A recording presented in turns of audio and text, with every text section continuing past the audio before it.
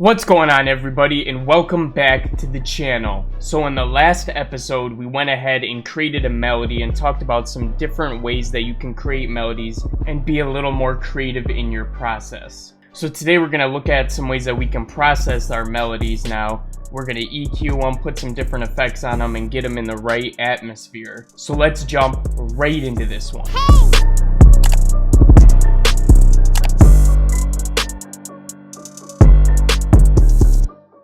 Alright, so this is where we left off in the last one.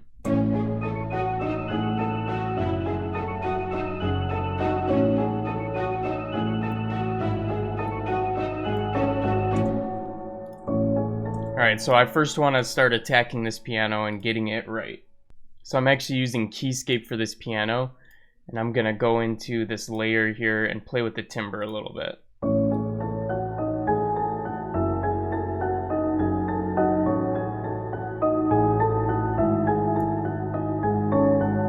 Now what I'm going to do is turn down the reverb.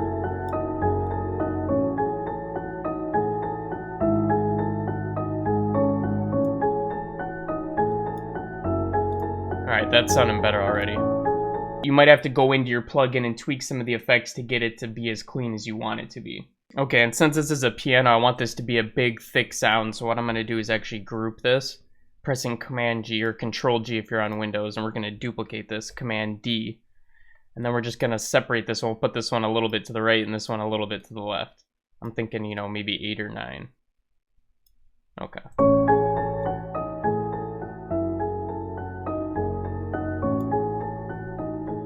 Let's take a look at our EQ. Might cut out a little more here.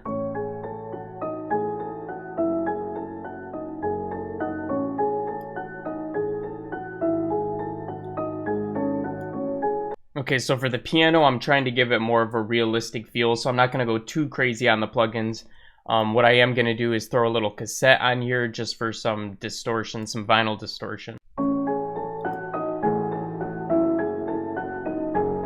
The last thing I'm going to put on here is just the stereo imager, get it right in the right stereo image field. So I usually put the piano like in the 1.5 range, just widens it out just a little bit here. So we don't need the piano to be all the way in the front. I'm going to go back into the EQ and get rid of some of the noise and some of the bad stuff.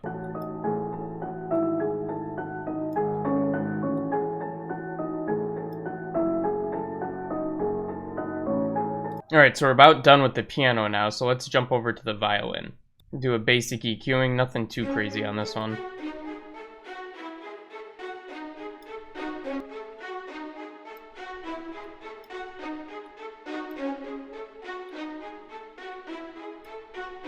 Now what I'm going to do is I'm going to use the same exact cassette that we put on the piano on this violin. So I'm going to copy that over. Just so they have this same kind of distortion going on, so they feel like they're together.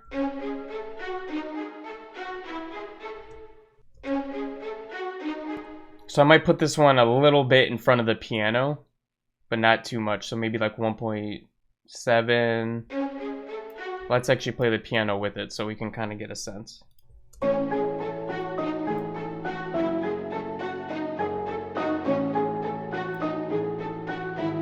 1.6-ish. Alright, for this one in particular, this lead, I want to mess this up a lot. So we're going to put some craziness on it and see what we can do. First thing I'm going to put on here is a cassette, but we're going to use this Mellow My Harsh effect right here. And we're going to use this effect that I like to use a lot called Liquid Vibe. It's just like a detuner type of delay. I'm going to put a separate effect track on here as well because I feel like I want to do some sort of filter modulation or something like that. So we're going to go through these filters really quick.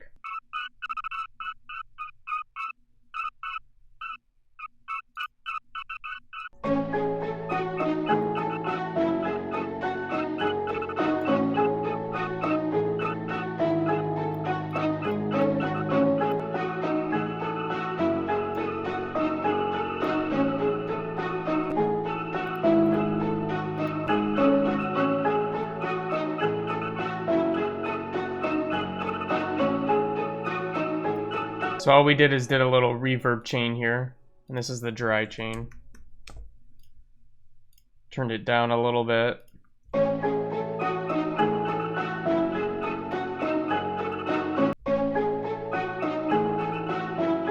I'm gonna put it all the way up to 2.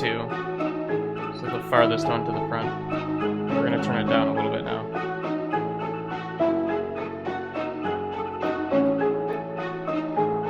I don't want it to be that loud.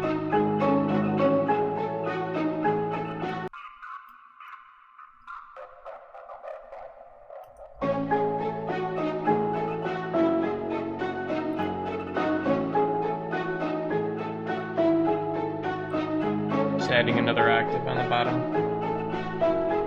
We're gonna lay it all out, and we're gonna freeze and flatten it just to save on CPU, and we're also gonna do like a little thing on here to make it sound a little better. So we're gonna do this in 8-bar segments. So let's copy this over a couple times, and we're gonna set this up like we'd set up an actual song. So we're gonna start with everything, and then we're gonna go down to probably just the piano. Piano, violin, piano, lead, something like that. And we can even get rid of this. All right, I'm actually gonna freeze and flatten these all really quick. Okay, so the main reason we're freezing and flattening this right now is to get rid of some of the reverb tails. As you can see, these little checkered lines are where the reverb and delay are kind of going past where we want it to. And we don't want it to bleed into our other instruments here, so we're gonna do that. And we're gonna delete this, delete any of the reverb tails. There we go, and now everything's solid and ready to go. Okay, so on this group with all of them in it, I'm going to put a Golfos here. So you'll see me use this on the master. It analyzes your track and it updates the EQ in real time to add dynamic range where it thinks it needs it. So you can just listen to this really quick. Let's loop this part right here where everything's playing.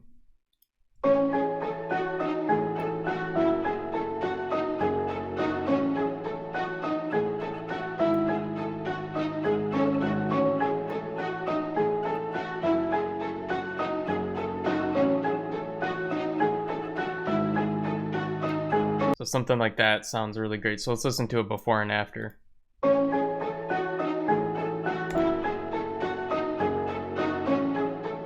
So it makes everything a lot more punchy, and it brings those highs and dynamics out a little bit more. So now that we have that all set in stone, what I'm gonna do now is bring an audio track in here.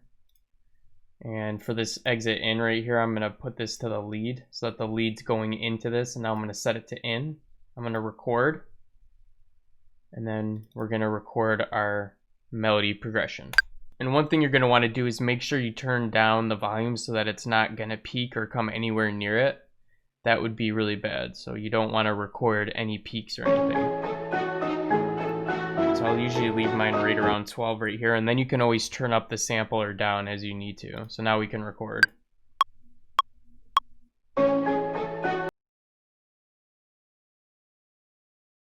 Okay, now so I can put this to no input here, and now we just have this audio form. So this is our melody now, and what we can do is we can just as a reminder, we can put, you know, C sharp minor, and we had this at 103 BPM. And we can cut it up into 8-bar chunks so that we know when we start to make the beat here. Make them different colors so that we know. Alright guys, so that's gonna wrap up the tutorial on how to process your melodies and get them to spark and get them the way you want. So in the next tutorial, we're gonna be starting drums and start getting into that. So if you didn't watch the first one, make sure you go ahead and watch the first one. That's where we built this melody out, and then this one's where we're processing it, obviously. So this is gonna be a complete series where we are making a trap record from start to finish. But anyways guys, like this video if you liked it. Hit the subscribe button if you're new here, because we're uploading daily tutorials that you're not going to want to miss out on. And I'll be catching you guys again in the next one. Peace out.